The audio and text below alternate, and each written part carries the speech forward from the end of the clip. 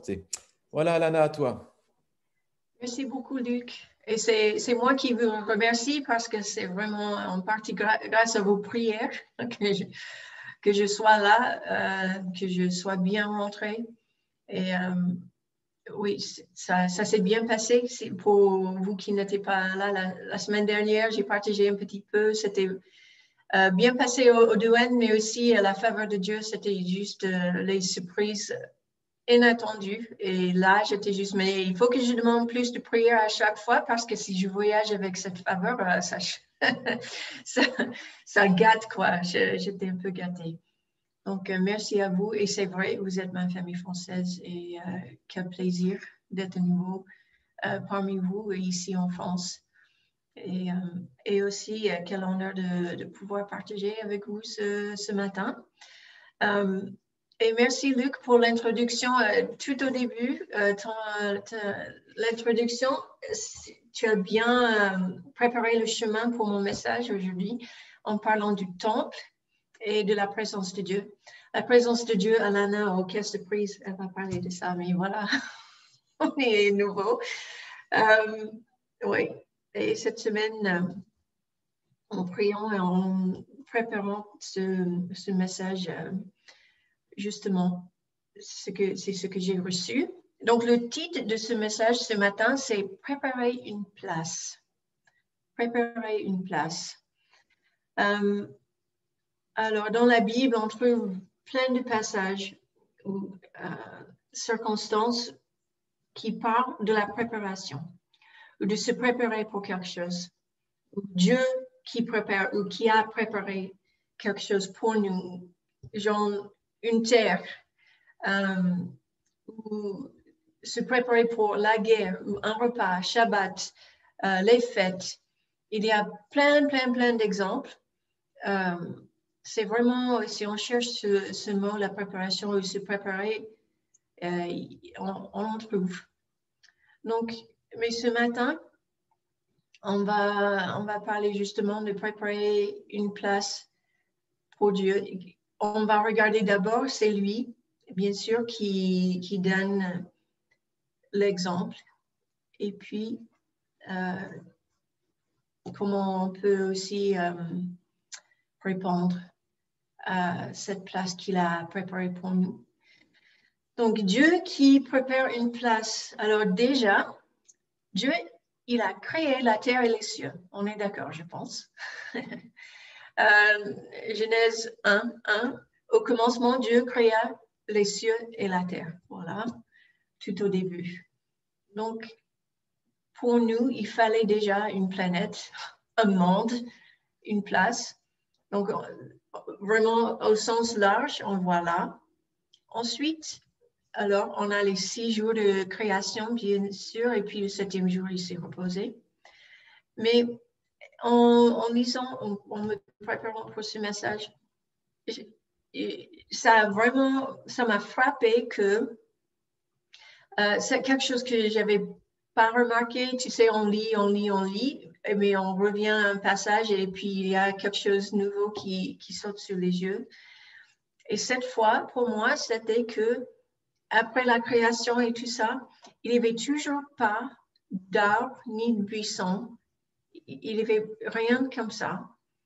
Et dans Genèse 2, à partir de verset 4,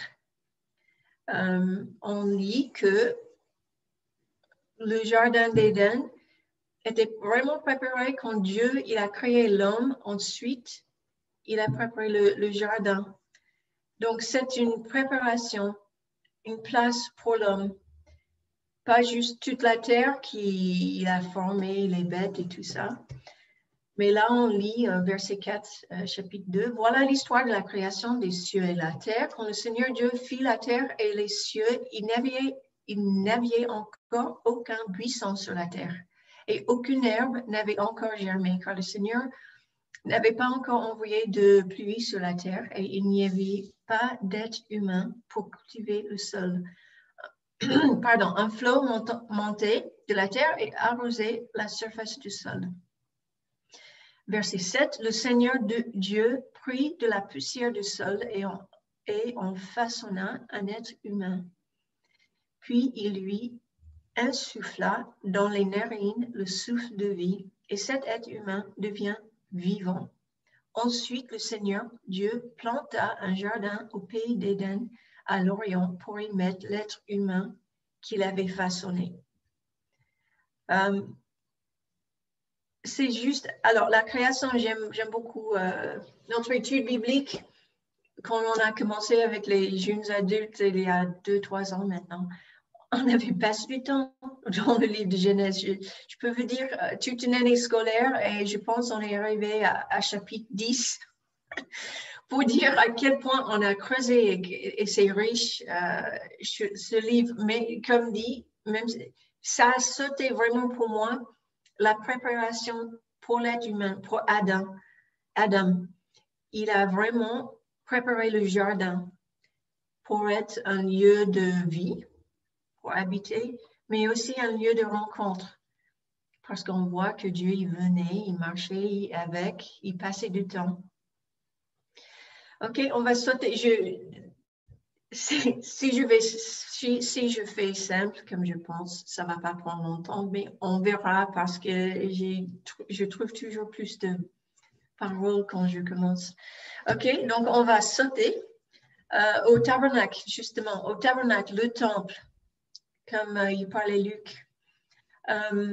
Et on peut dire plein de choses, mais le tabernacle et le temple étaient créés, étaient bâtis pour avoir une maison pour la présence de Dieu sur terre, pour qu'on puisse tabernacler, être dans la présence de Dieu. Ça a commencé avec le tabernacle. Et Dieu, il était très spécifique avec comment bâtir et les éléments de mettre dans et le tabernacle et dans le temple.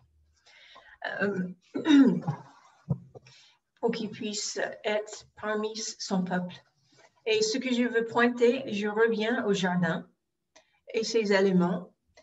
Donc, je ne vais pas parler de tout, mais simplement un peu de la décoration. Et on voit en 1 Roi 6, 29, que sur tous les... Donc, on parle, et c'est dans toute une liste détaillée de ce qui était dans le temple. Mais sur tous les murs du temple, dans les 2 salles, il fit graver des motifs en relief, des chérubins, des branches de palmier et des fleurs épanouies. Ça nous rappelle de quoi? Un jardin. Un chérubin, le ciel. Donc, Dieu, il a demandé qu'on prépare une place pour lui où il se sent bien. Pour moi, alors, encore une fois, en 2 Chroniques 4, versets 12 et 13,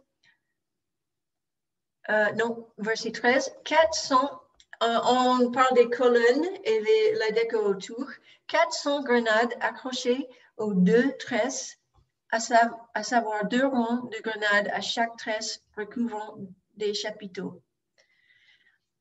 OK, mais pourquoi tout ça? Pour moi, je pense, alors déjà, on voit que ça reflète peut-être le ciel, le paradis, là où habite Dieu, mais aussi avec ces décorations d'arbres, de fleurs, de grenades, ça nous parle d'un jardin. Alors, et c'était quoi le jardin? C'était la place de rencontre avec Adam et Ève. Pour moi, je pense que c'est un rappel que Dieu, il se sentait bien dans le jardin, mais que son idée première était de vivre en présentiel, pas par Zoom, mais en présentiel avec les êtres humains. Il voulait passer du temps et être dans le même lieu, et nous dans sa présence et lui en notre présence. Donc, ces choses qui nous rappellent du jardin, c'est un rappel de son idée originale avant la chute. Et je pense qu'il se sentait bien aussi dans ce jardin, avec cette déco, avec sa création. Aussi, les chérubins et tout ça, les anges qui étaient dans le temple, Mais voilà, donc je vous suggère ça. Il a donné les détails pour préparer une place de sa présence dans le temple, dans le tabernacle. Ensuite, pardon, je me perds dans mes notes. Oui.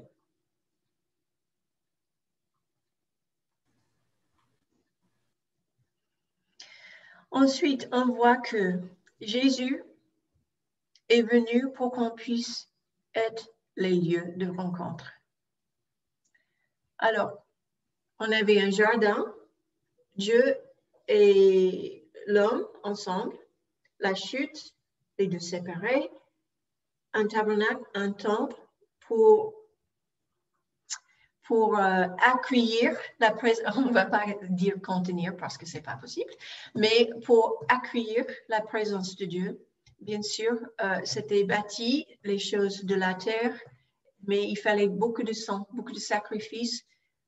Et après les sacrifices, seulement on lit qu'il y avait les milliers de vaches, de chèvres, de brebis sacrifiées pour dédier le temple. Et puis, la présence de Dieu est venue à un point où les prêtres même ne pouvaient pas rester dedans parce que c'était tellement lourd, la présence de Dieu est saint.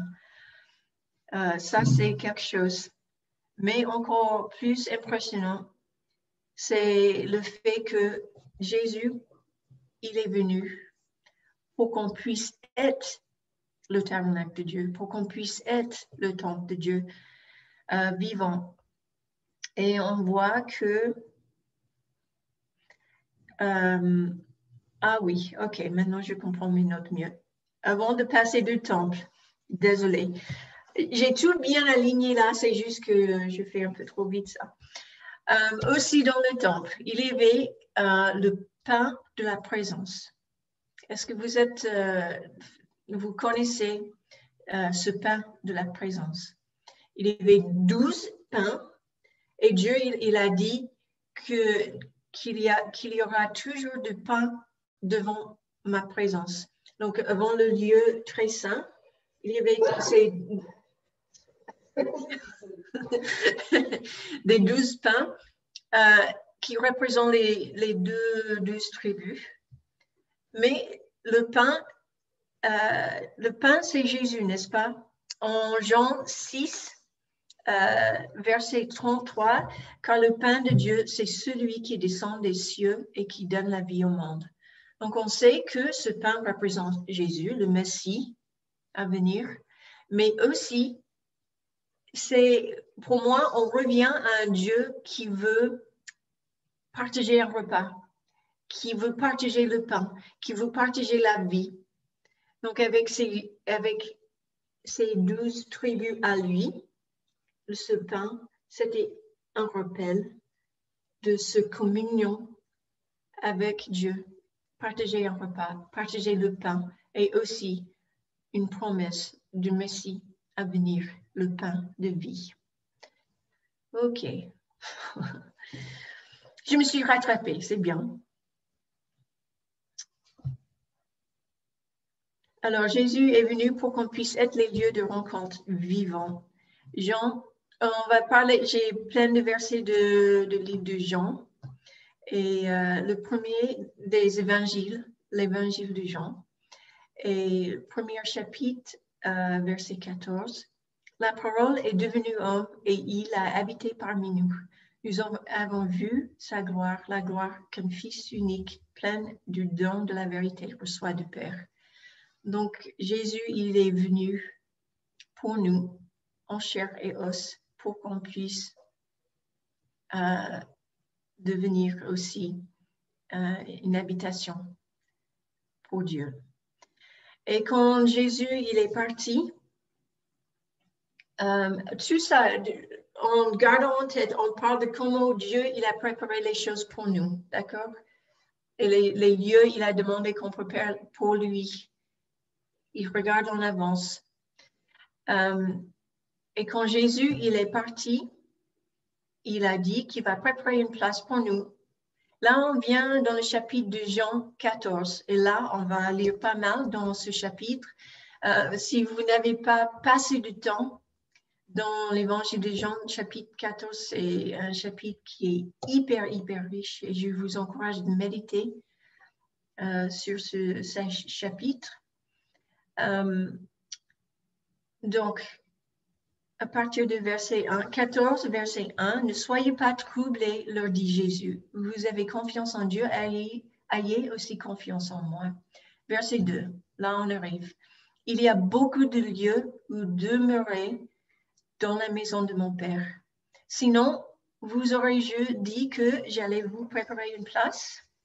Et si je vais vous préparer une place, je reviendrai et je vous prendrai auprès de moi afin que là où je suis, vous soyez également. » Ok, quelle promesse.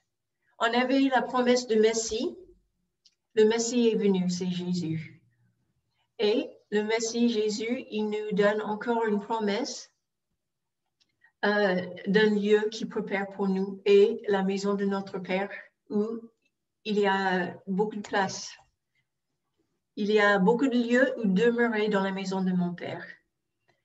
Ça, c'est réconfortant.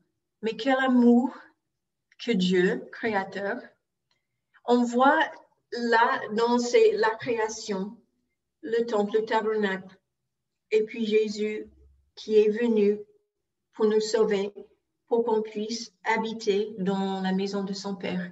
Ça parle de quoi? L'amour du Père. L'amour et son désir d'être avec nous et qu'on n'habite pas séparés de lui, mais qu'on vit ensemble, qu'on habite ensemble. OK. Maintenant, on va passer. Ça, c'est vraiment, on voit cette belle image de Dieu qui pense à l'avance, qui prépare les choses à l'avance. Et là, on va répondre à cette question. Est-ce qu'on peut préparer une place pour lui dans nos vies, dans nos cœurs, pour avoir une belle place de rencontre? Si on est appelé d'être ces temples vivants, ambulants, qu'est-ce qu'on peut faire pour accueillir au temple? Ils ont bâti le temple, ils ont préparé le temple. Ensuite, il y avait les sacrifices pour purifier le temple. Et puis, la présence de Dieu est venue. Mais qu'est-ce que ça veut dire pour nous aujourd'hui? Je vais vous raconter une petite histoire de mon séjour aux États-Unis. En deuxième partie, j'étais dans l'État de Oklahoma, chez ma sœur et mon beau-frère. Et ce n'est pas la première fois que je suis allée chez eux, bien sûr, ou dans cette maison. Ça fait 7 ans, je pense, maintenant, qu'ils habitent dans cette maison. Mais cette dernière année, ils ont commencé à refaire, à faire la déco, rénover, merci. Rénover, décorer un peu une pièce à la fois. Et une des pièces qu'ils ont refait, c'était la chambre, je vais dire ma chambre, bien sûr, entendu que c'est bien leur maison, mais ma chambre quand je suis là, qui est ensuite avec une salle de bain et tout ça. Et bon, bien sûr, je me sentais bien parce que c'est chez ma famille. Et c'était pas laid, mais en même temps, ça datait, c'était l'ancienne chambre de mon neveu. Qui était un jeune homme et tout ça. Donc, quand j'étais là, j'étais bien, mais voilà. Mais la différence, cette fois, je suis rentrée dans cette chambre. On avait repeint les murs. Le lit a changé. Avant, il y avait un lit qui bloquait. Il y avait une belle grande fenêtre qui était moitié bloquée avec le lit. La fenêtre était dégagée, le lit avait les nouveaux draps et couettes et tout ça. Pareil, la salle de bain refait, le sol refait, une jolie petite meuble. Ça fait du bien. Là, je me sentais bien. C'était, même si c'est leur maison, et bien sûr, il y aura d'autres invités, mais il y avait une pensée pour moi en refaisant cette chambre. Et ça m'a fait tellement de bien. C'était plus lumineuse, elle était plus lumineuse. Et ça m'a frappé. Et franchement, c'est ça, cette expérience qui m'a emmené le Saint-Esprit quand je lui priais et je lui demandais pour ce message, mais on va parler de quoi? J'ai rien. Et j'avais l'image, je me suis souvenue de ma réaction de cette chambre qui était refaite pour moi. Et ensuite, il m'a donné plus. Donc, je vous pose la question. Est-ce que déjà, vous êtes jamais rentré dans une pièce où tout de suite, tu te sentais bien? Ou peut-être tu as refait ta chambre. Peut-être vous avez refait la maison. Je sais qu'il y a certaines parmi nous qui sont en train de... Vraiment, j'espère que bientôt vous serez dans votre nouvelle maison, votre nouvelle demeure. Les poussières, les lits, je pense à vous. Et combien ça fait du bien de choisir la déco, que ça prend ta couleur, ta personnalité. Ou peut-être il y a un cadeau, quelqu'un t'a fait qui était tellement réfléchi, c'était tellement toi que tu te sentais connu. Ou quelqu'un qui a un don d'accueil, d'hospitalité. Et même si ce n'est pas chez toi, quand tu es chez cette personne ou ces personnes, là, OK, je me sens bien, je me sens à la maison. OK, donc c'est un peu cette idée. Est-ce qu'on peut créer en nous, est-ce qu'on peut être un lieu comme ça pour la présence de Dieu, où ils se sentent bien accueillis, où ils se sont connus? Vous voyez un peu, déjà on voit tout qu'il a fait pour nous connaître, il a envoyé Jésus, Jésus s'est sacrifié, maintenant on est sauvé, on a la chance d'être dans sa présence. Mais est-ce qu'on est sa demeure? Et est-ce qu'on peut faire les choses pour embellir sa demeure ou ce lieu pour qu'il se sente bien et nous aussi avec lui? Vraiment à la maison, à l'aise, bien. OK, donc ça c'est un peu ma question. Comment faire une place pour lui? Déjà qu'il soit invité, n'est-ce pas? En lisant Apocalypse 3, 20, écoute, je me tiens à la porte et je frappe. Et si quelqu'un entend ma voix et ouvre la porte, j'entrerai chez lui, je prendrai un repas avec lui et lui avec moi. Génial. Le Dieu de l'univers, il veut prendre un repas avec nous. Donc, on revient un peu à ce pain, ou cette idée de Shabbat, le repas ensemble, ou les fêtes. Dieu, je pense qu'il aime manger. Je pense qu'il y aura de bonne bouffe au ciel. Je ne sais pas pour vous. Êtes français, je pense qu'il y aura pas mal de cuisine française, n'est-ce pas? encore plus belle. Voilà. Donc, est-ce qu'on l'invite? Si on connaît Jésus, on est sauvé, d'accord? Donc, je vais plus loin que première rencontre, salut. Mais est-ce qu'on prend le temps pour inviter Jésus, pour qu'il rentre?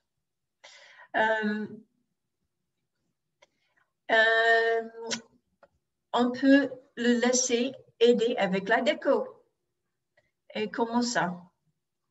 En Jean 14, 25, l'Esprit Saint, le Père enverra en mon nom, vous enseignerez toutes choses et vous rappellera tout ce que je vous ai dit. Donc, avec le Saint-Esprit, le don du Saint-Esprit en nous, si on a le Saint-Esprit, il nous rappellera tout que Jésus nous a dit, ce qu'on lit dans les évangiles et tout ça. Donc, on connaît ça et on a le Saint-Esprit en nous. C'est lui qui peut nous aider à faire un beau lieu de demeure. Aussi, dans Romains 12, 1 et 2, si on veut connaître ce qui est important à lui et ses goûts, je vais sauter tout de suite au deuxième verset, 12, 2 de Romains. ne vous conformez pas aux habitudes de ce monde, mais, voilà ce qui est important, mais laissez Dieu vous transformer et vous donner une intelligence nouvelle. Vous discernerez alors ce que Dieu veut, ce qui est bien, ce qui lui est agréable et ce qui est parfait. Ok, ce qu'on voit là, encore une fois, on a besoin du Saint-Esprit, n'est-ce pas, pour le renouvellement de notre intelligence. Et ce n'est pas que à nous de faire la déco, de refaire ou de nettoyer et tout ça, mais avec lui, c'est lui qui nous renouvelle pour qu'on puisse discerner ce qui est important à Dieu, ce qui est agréable à Dieu. Donc, ce partenariat avec Saint-Esprit est hyper important. Ça, et bien sûr, alors, qu'est-ce qu'il aime, mais aussi si on va refaire une chambre, on va vider les choses anciennes ou les choses qui sont peut-être cassées ou un peu moches parce que ça date ou les choses comme ça, n'est-ce pas? On va vider. Donc, ça aussi, on peut demander au Saint-Esprit comme on l'a. S'il y a les choses cassées, inutiles, vieux, moches, tout ça en nous. Et bien sûr, ça parle de guérison, de repentance. C'est un processus, mais ça, c'est quelque chose qu'on peut faire avec lui et par sa grâce pour préparer justement, pour refaire avec peinture, meubles, déco, tout ça. OK? Et maintenant, on va passer un bon moment de temps dans Jean 14 à nouveau. Entre versets 15 et 26, je ne vais pas tout lire, mais je vais sauter et lire. Mais le passage, c'est Jean 14, 15 à 26.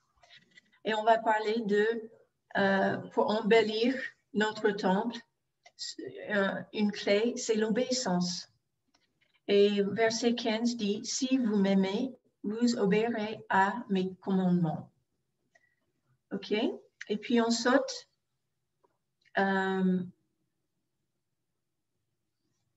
Ça parle à nouveau de l'aide du Saint-Esprit, Jésus qui envoie le Saint-Esprit, Père qui envoie le Saint-Esprit parce que Jésus a demandé. Et à la fin de verset 17, parce qu'il demeure en vous, le Saint-Esprit, oui, vous le connaissez parce qu'il demeure avec vous et qu'il sera toujours en vous. Donc, on remercie Dieu, le Père, pour ce cadeau du Saint-Esprit qui est en nous. Fin de verset 19, parce que je vis et que vous vivrez aussi. Donc, on remercie Jésus pour cette vie qui est en nous. Et on saute 23, verset 23, Jésus continua. La personne qui m'aime obéira à ma parole et mon Père l'aimera. Nous viendrons à elle, mon Père et moi, et nous ferons notre demeure chez elle. OK, wow. Et j'ai lu les versets avant parce que c'est bien de savoir, de se rappeler qu'on a le Saint-Esprit en nous. Il est là pour nous aider, sa vie est en nous. Et c'est par sa grâce et sa force qu'on puisse obéir à Dieu. Et qu'on en obéit à sa parole, il demeure en nous. Donc voilà une clé, c'est écrit là. Je n'ai pas besoin de dire plus, n'est-ce pas? Parce que si on veut être une demeure, si on veut que Dieu demeure en nous, ça c'est une clé. C'est Jésus qui l'a dit très clairement. Et puis, encore un encouragement de présence du Saint-Esprit, fin de verset 26, l'Esprit Saint que le Père enverra en mon nom vous enseignera toutes choses et vous rappellera tout ce que je vous ai dit. Je l'ai déjà lu, mais ça vaut la peine de le relire. On a le Saint-Esprit qui vit en nous. Il est là pour nous parler, pour nous rappeler des choses. OK, et dernier encouragement en ça. On est l'œuvre de Dieu. En Éphésiens 2, 10, on lit. En effet, nous sommes l'œuvre de Dieu. En anglais, ça dit carrément, nous sommes le chef-d'œuvre de Dieu. Je suis un chef-d'œuvre de Dieu. Toi, tu es le chef-d'œuvre de Dieu. Si on a un chef-d'œuvre, ça veut dire qu'un artiste, après du temps, il a utilisé son talent pour créer quelque chose de beau qui dure, qui devient un classique, qui devient un chef-d'œuvre qui est connu. Et Éphésiens nous dit que nous sommes le chef-d'œuvre de Dieu. Il nous a créés unis avec Jésus-Christ pour que nous menions une vie riche en actions pleines de bonté. Et écoutez bien les amis, celles qu'il a préparées d'avance afin que nous les pratiquions. Celles qu'il a préparées d'avance. Quoi? Une vie riche en actions pleines de bonté. Les œuvres qu'il a préparées en avance pour nous à accomplir. Donc encore, on voit quelque chose que Dieu y prépare pour nous, c'est les œuvres. Ok, j'espère que vous êtes encouragés. Super, je n'ai pas pris énormément de temps. De préparer cette place. J'espère que même si je ne rentre pas hyper dans les détails de comment, pratiquement, ça se ressemble à quoi? D'être le temple de Dieu. Parce que imaginez déjà de vivre avec cette présence quotidiennement, mais si on a des lieux de rencontre avec Jésus ambulants, les petits temples qui marchent, qui se baladent par-ci par-là, les anges seront attirés à Jésus. Ils vont le rencontrer et en étant dans cette atmosphère de sa présence, n'est-ce pas? Donc déjà, Dieu, il veut vivre en nous. Il veut qu'on soit sa demeure. C'est dit là clairement en Jean. Et nous, en tant que son peuple, ses fils et ses filles, on veut qu'il demeure en nous. Mais ensuite, le fruit, ça va être plus de frères et sœurs parce qu'ils vont être attirés à cette présence, à ce temple qui est beau et belle, accueillant de la présence de Dieu. Et cette présence, mais on sait des fois la présence de Dieu chez les personnes, chez les esprits qui n'aiment pas, ça réagit fort dans le conflit. Mais pour ceux qui ont faim et soif de Dieu, ils vont goûter de cette bonté, de sa présence. Et les amis, ça va être l'hameçon de Fishhook, l'hameçon, qui les accroche. On va être comme Pierre, les pêcheurs des hommes. Mais c'est quoi le bait, le truc? L'appât? L'appât.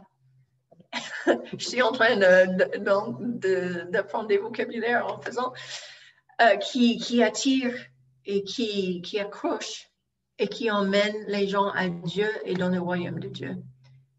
Donc, déjà, il y a le fruit d'être avec Dieu et puis il y a encore plus de fruits, d'emmener plus de monde dans cette famille de Dieu, n'est-ce pas? Vous êtes d'accord? OK. Donc, ce matin, on a encore un peu de temps et je voudrais vous chanter un chant. En fait, c'est un chant que j'ai écrit en anglais il y a un temps, mais c'est basé sur Jean 14, quelle surprise. Versets 27 et 28. Alors, en anglais, la version que j'ai, ça commence avec je parle, mais je vous laisse un cadeau. J'ai pas trouvé dans les versions françaises, donc je vais chanter, tout est en anglais, mais si vous avez Jean 14, 27 et 28 devant les yeux, c'est ça que je vais chanter plus ou moins. Donc Jésus dit, je vous laisse un cadeau. Je vous laisse la paix. Je vous donne ma paix. Moi, je ne vous donne pas comme le monde donne. En anglais, ça dit, ma paix, la paix que je donne n'est pas comme la paix du monde, ou la paix qui donne le monde. D'accord? Que votre cœur ne se trouble pas et ne s'alarme pas. Vous avez entendu que je vous ai dit, je m'en vais et je reviendrai vers vous. Donc, cette promesse, on va prendre juste un moment ensemble. Je vais chanter ce chant en anglais, mais je veux qu'on mette en pratique un peu ces étapes. Déjà, qu'on invite Dieu, donc Dieu le Père, Jésus, Saint-Esprit, qu'on invite, on prend le moment, on ferme les yeux, on invite la présence de Dieu qui vient pour un repas, peut-être on n'a pas à manger encore, mais pour un moment comme autour d'une table de rencontre et simplement qu'on passe un moment dans sa présence et en lui remerciant pour tout qu'il a préparé, une terre, un jardin, un temple, un sauveur, le Messie et la maison du Père qui nous attend. Est-ce que ça c'est assez clair? Donc, prenons ce temps d'être reconnaissant, d'accueillir sa présence ensemble et, oui, et de profiter, même si on n'est pas dans le même lieu, il est partout. Il n'est pas limité. Aussi, je n'ai pas fait de test au niveau son, donc ça va être un peu doux en arrière-plan. J'espère que ça va passer avec la guitare et ma voix. Mais comme dit, c'est juste quelques minutes dans sa présence. D'accord? C'est bon? Tout le monde? Un peu de ça, un peu de ça. OK.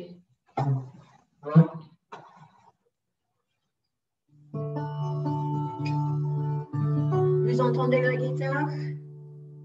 OK.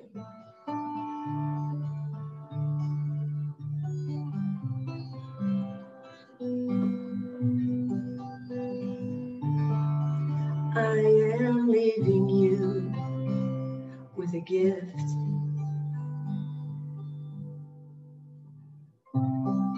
Peace of mind and heart. Peace of mind and heart.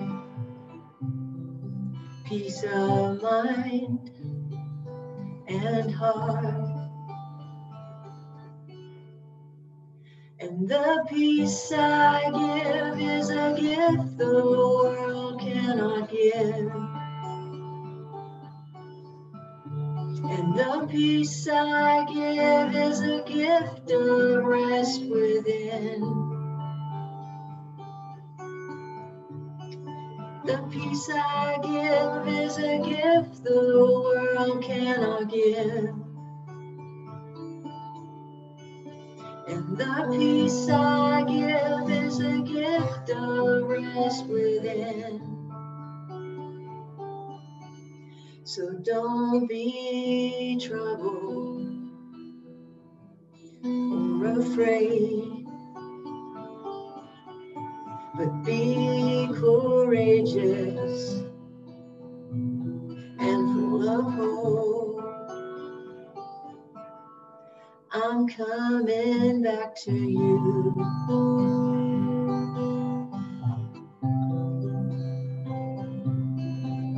I'm coming back to you.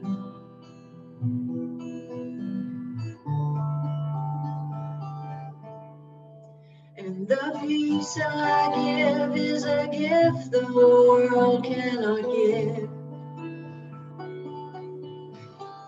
The peace I give is a gift of rest within. And the peace I give is a gift the world cannot give. And the peace I give is a gift of rest within. So don't be troubled or afraid. Be courageous and full of hope. I'm coming back to you.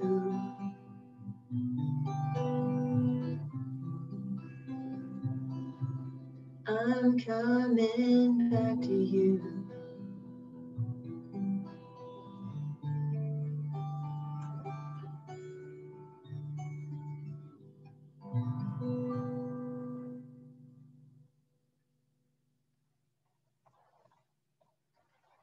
Oui, Papa, on te remercie vraiment pour ton amour, pour ton dessein, pour ton idée originale d'habiter avec nous. On te remercie parce que tu es un Dieu de relation. Et on lit dans toute la Bible, on lit dans toute la Bible comment tu as fait, comment tu as préparé les choses pour qu'on puisse demeurer avec toi, pour que tu puisses venir demeurer avec nous et en nous. Oui. Merci, Papa. Merci d'avoir envoyé ton Fils pour réparer ce qui était brisé et séparé. Merci, Jésus, d'avoir obéi et d'être venu, d'avoir vécu avec nous sur terre. Merci de nous avoir montré le Père pour qu'on puisse connaître vraiment Dieu. Et merci pour cette promesse que tu nous prépares une place et qu'il y a beaucoup de place dans la maison du Père. Et merci, Père, d'avoir envoyé Saint-Esprit. Saint-Esprit, merci d'être venu. Quel courage d'habiter en nous, dans notre état. On est sauvé, on est couvert par le sang de Jésus. Mais c'est toujours un peu le bazar des fois. Donc, merci de faire de nous une demeure. Merci, Saint-Esprit, pour cette grâce que tu nous enseignes, que tu nous parles en continu et que tu ne quittes jamais. Merci pour ces promesses. Merci pour toute cette préparation qui a été faite, qui se fait et qui se fera.